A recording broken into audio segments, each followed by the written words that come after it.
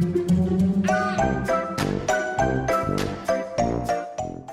guys, Sandy here. Welcome back to the channel. Today I am playing with some fun Brutus Monroe products. I have these pre-printed watercolor cards. Now I did a layout with these last week and used the tree and the bells here.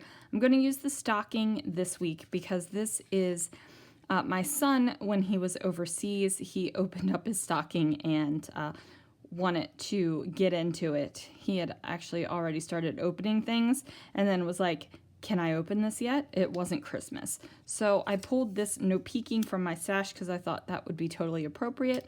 My favorite glitter sequins, the Playful Plaid paper collection, and some vellum, and I'll probably bring in some chroma mists as well. So let's see what I can do. All right guys, I'm starting out with some black cardstock, and I am going to struggle a moment to get my punch to work.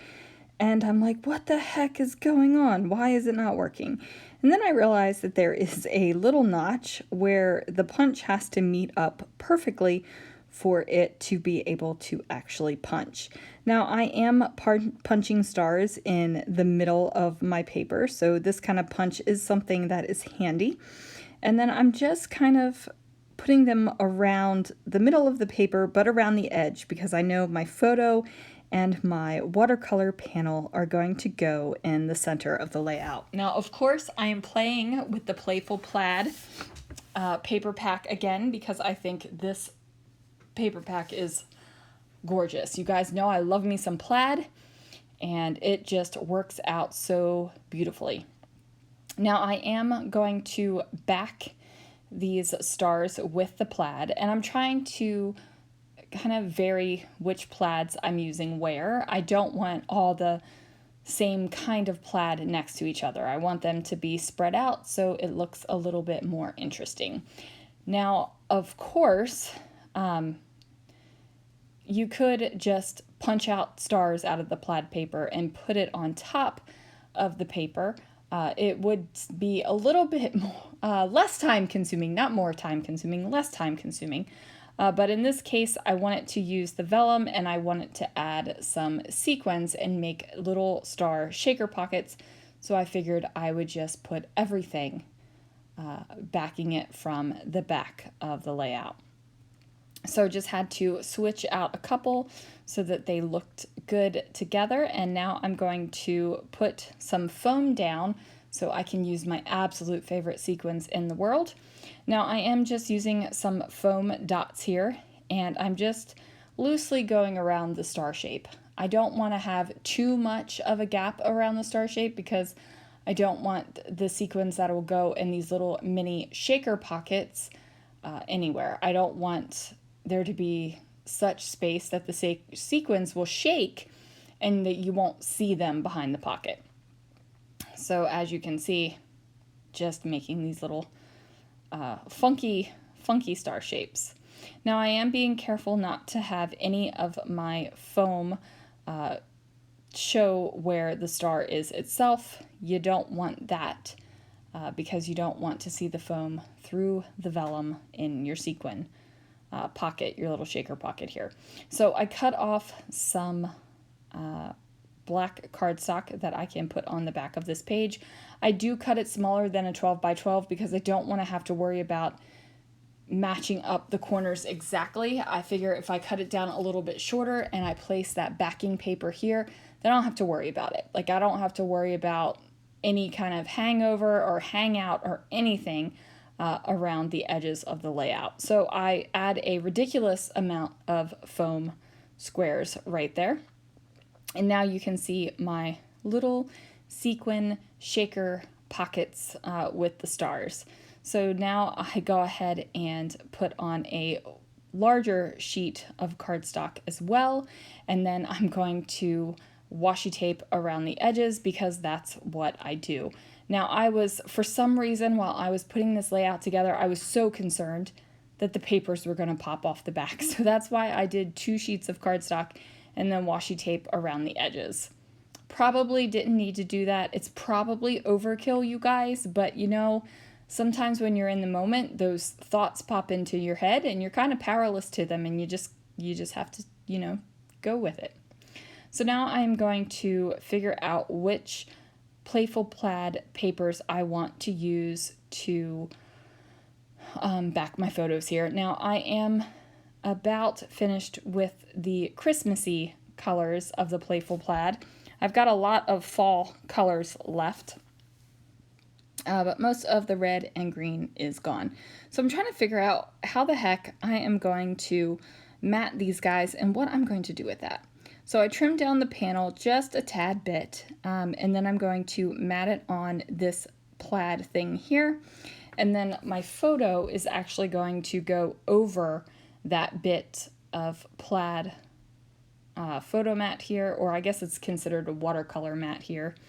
And then I'm going to get some white cardstock, and I'm going to matte my photo on the white cardstock. And I decided to do that because the watercolor panel is going to be a big, boom, in-your-face hunk of white.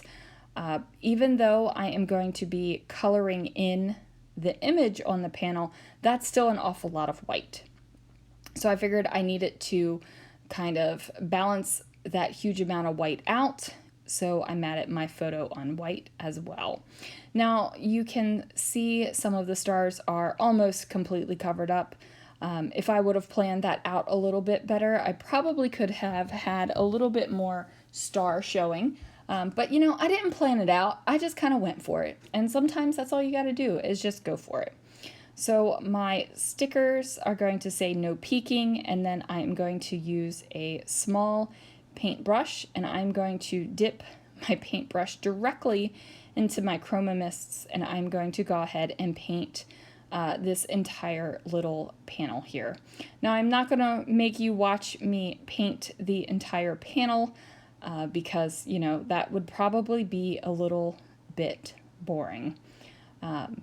I don't particularly want to watch someone paint an entire panel, so if that is your thing, I am sorry, but we won't be doing the entire thing. So I probably should have also painted this before I matted everything down and glued everything down. However, like I said, when you're in the moment, sometimes the brightest thoughts don't come into your head. Sometimes you're just kind of like, what? And you're just in the moment and you're scrapbooking away. So now I am also not going to water down these Chroma mists at all. I want them to be the deepest, darkest colors possible. I don't want to have to worry about doing a ton of different layers. I just want to make it happen. Now I did make brown, and I did that by mixing green, orange, and yellow together. And that's how I painted the little teddy bear in the stocking up there. And you could see on the packaging that I had mixed that together. Now I also did the lights with a little red in the center, and then I went yellow over top of them while it was still damp so that the center of the lights kind of blopped out a little bit. That's a highly technical term, you guys. Blopping out is a highly technical term. Now I'm going to add a little bit of my absolute favorite sequins on the outside of the layout as well as underneath of the stars. And we're just going to give them the little bit of extra sparkle for this page.